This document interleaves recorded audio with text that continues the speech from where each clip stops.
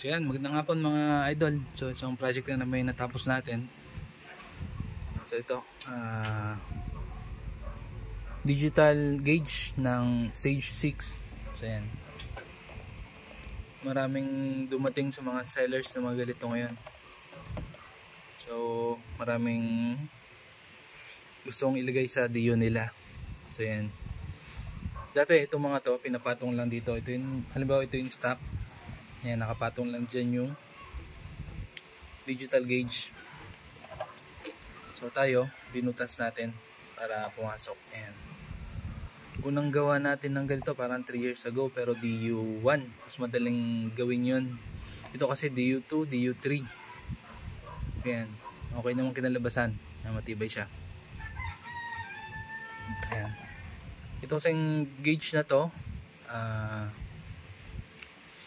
all-in-one na siya. Meron siyang para sa fuel gauge, tapos tachometer o yung RPM mo, tapos water cooled mo, yung temperature, tapos syempre yung speed. So yan, saka to, kagandahan lang nito, wala na siyang speedometer cable. So may magnet siya, tapos sensor. Yung sensor na lang yun, nagde-detect sa kanya ng speed. Ayan. Less na papaikutin pa ng makina yun. Ayan. Sarapan. Siyempre may resistance pa rin yung pag ginagamitan ng speedometer cap. Siya pa yung papaikutin. Ito sensor lang.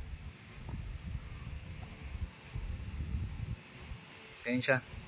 So tinabas natin siya, tapos kayo nang bahala pag gagamitin nyo yung stock na face nya.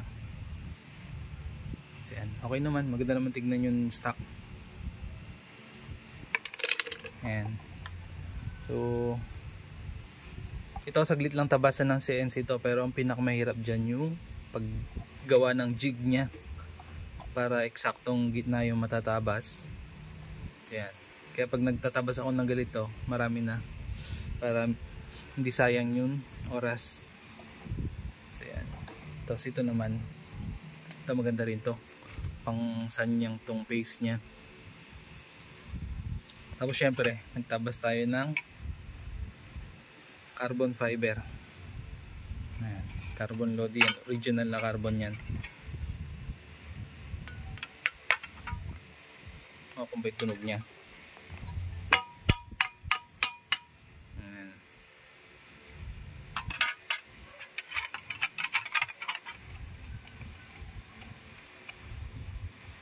So yan siya.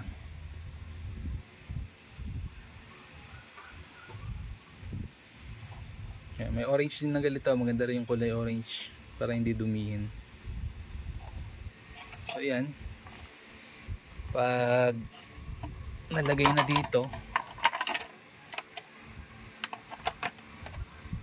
yan na siya.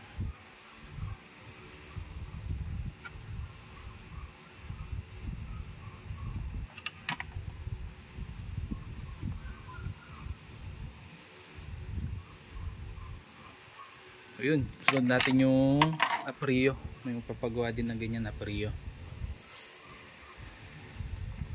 Tapos ito naman sa atin, OG na 0. Ayan, for sale yan kung sinong may gusto.